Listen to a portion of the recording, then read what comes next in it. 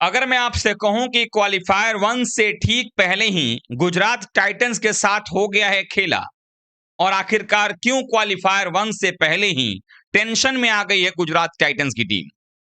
दरअसल आप सबको मालूम ही है कि गुजरात टाइटंस ने बड़े ही शानदार तरीके से इस टूर्नामेंट में अपने खेल का परिचय दिया, लेकिन उतनी ही बात यह भी सच है कि अहमदाबाद में अपने घर में बड़े ही कंफर्टेबली वो मुकाबले जीते, और लगभग जिन जगहों पर वो खेले इस सीजन में, वहां पर लगभग उनके घर जैसा ही कंडीशन रहा, फिर भी अपने घर में वो मजबूत पक्ष उनका हमेशा से उनके साथ रहा।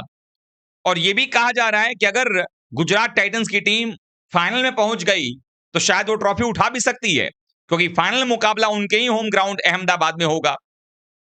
लेकिन उसके पहले क्वालिफायर वन में उनका सामना पिछले बार की चैंपियन आरसीबी से होने वाला है, और यह मुकाबला धर्मशाला में होने वाला है। और सबसे बड़ा धर्म संकट यही है कि उनके साथ खेला यह हो गया है कि जो क्वालिफायर वन है वो धर्मशाला में है, और इस सीजन में धर्मशाला में गुजरात टाइटंस खेली ही नहीं है।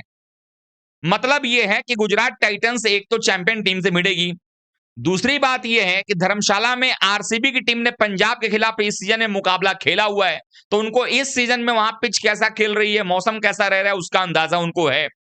तीसरी बात यहां पर यह है कि पंजाब किंग्स के खिलाफ जो मुकाबला गुजरात ने खेला था वो न्यू चंडीगढ़ में खेला था, यहां पर खेला नहीं था।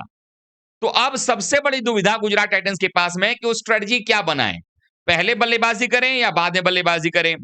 हालांकि अभी तक की स्थिति रही है कि वो चेस करना पसंद करती रही गुजरात टाइटंस की टीम, और चेस धर्मशाला में भी होता रहा है। बट सवाल यह है कि शाम के समय में सामने अगर जॉश हेजलवुड और भुवनेश्वर कुमार जैसे गेंदबाज हों, तो क्या आप ये रिस्क लेंगे?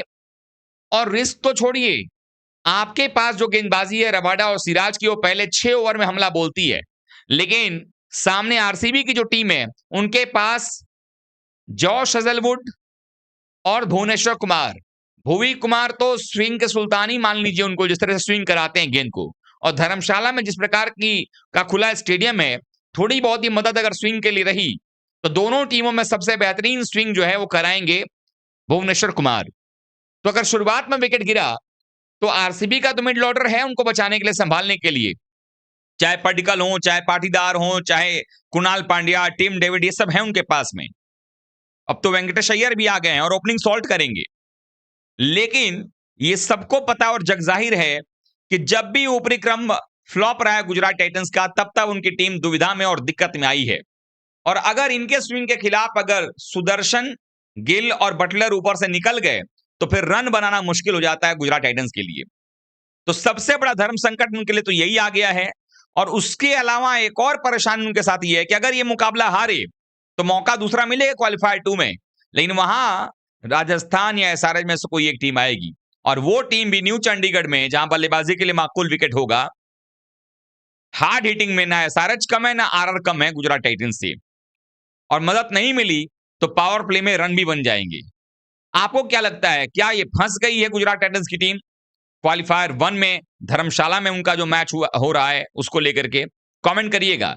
आप लोग वीडियो तो देखते हैं, फॉलो नहीं कर पा रहे हैं, फॉलो भी जरूर कीजिएगा।